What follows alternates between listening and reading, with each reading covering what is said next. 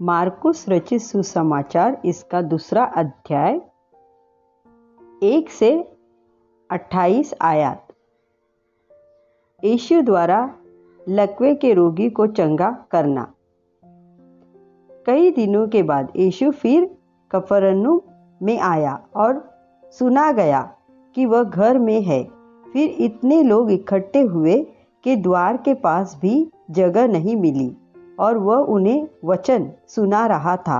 और लोग एक लकवे के मारे हुए को 4 मनुष्य से उठवाकर उसके पास ले आए, परंतु जब वे भीड़ के कारण उसके निकट न पहुंच सके तो उन्होंने उस छत को जिसके नीचे वह था खोल दिया, और जब उसे उघेड़ चुके तो उस खाट को जिस पर लकवे का मारा हुआ पड़ा था लटका दिया। यीशु ने उनका विश्वास देखकर उस लकवे के मारे हुए से कहा, हे पुत्र, तेरे पाप क्षमा हुए। तब कई एक शास्त्री जो वहां बैठे थे अपने अपने मन में विचार करने लगे, यह मनुष्य क्यों ऐसा कहता है? यह तो परमेश्वर की निंदा करता है। परमेश्वर को छोड़ और कौन पाप क्षमा कर सकता है? यीशु ने तुरंत अपनी आत्मा में जान लिया कि वे अपने अपने मन में ऐसा विचार कर रहे हैं, और उनसे कहा, तुम अपने अपने मन में यह विचार क्यों कर रहे हो? सहज क्या है? क्या लकवे के मरीज से यह कहना कि तेरे पाप क्षमा हुए, या यह कहना कि उठ, अपनी खाट उठाकर चल फिर? परंतु जिससे तुम जान लो कि मनुष्य के पुत्र को पृथ्वी पर पाप क्षमा करने का भी अधिकार है। उसने उस लकवे के मारे हुए से कहा, मैं तुझसे कहता हूँ, उठ, अपनी खाट उठाकर अपने घर चला जा। वह उठा और तुरंत खाट उठाकर सबके सामने से निकलकर चला गया।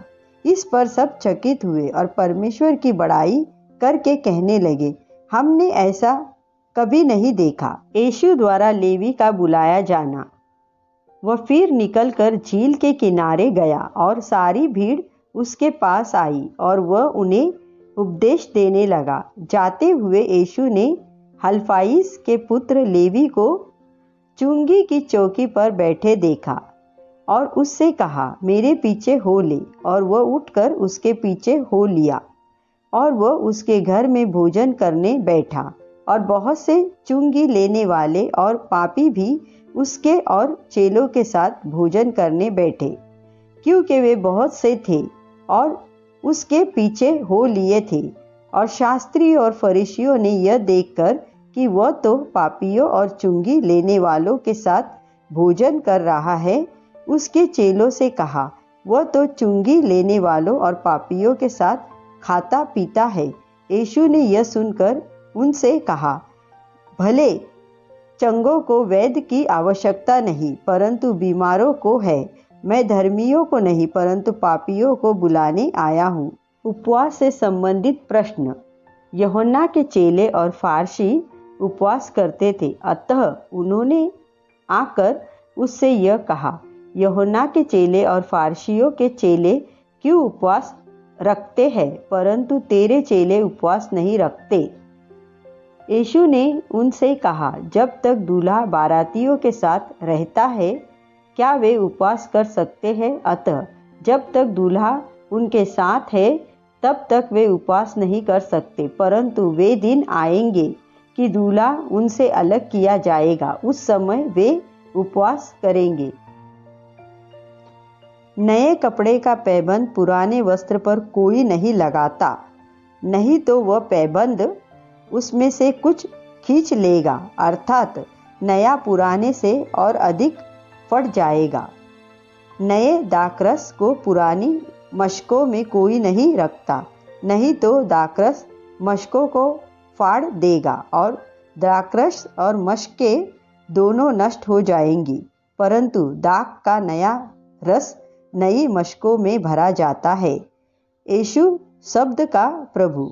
और ऐसा हुआ कि वह शब्द के दिन खेतों में से होकर जा रहा था कि उसके चेले चलते हुए बालें तोड़ने लगे। तब फरीसियों ने उससे कहा, देख, यह शब्द के दिन वह काम क्यों करते हैं जो उचित नहीं है। उसने उनसे कहा, क्या तुमने कभी नहीं पढ़ा कि जब दाऊद को आवश्यकता हुई और जब वह और उसके साथी भूखे थे तब उसने क्या किया था? उसने क्यों इब्तियार महायाजक के समय परमेश्वर के भवन में जाकर भेंट की रोटियां खाई, जिसका खाना याजकों को छोड़ और किसी को भी उचित नहीं, और अपने साथियों को भी दी। और उसने उनसे कहा, शब्द का दिन मनुष्य के लिए बनाया गया है, न कि मनुष्य शब्द के दिन के लिए। इसलिए मनुष्य का पुत्र शब्द के दिन का भी स्वामी है। आमीन।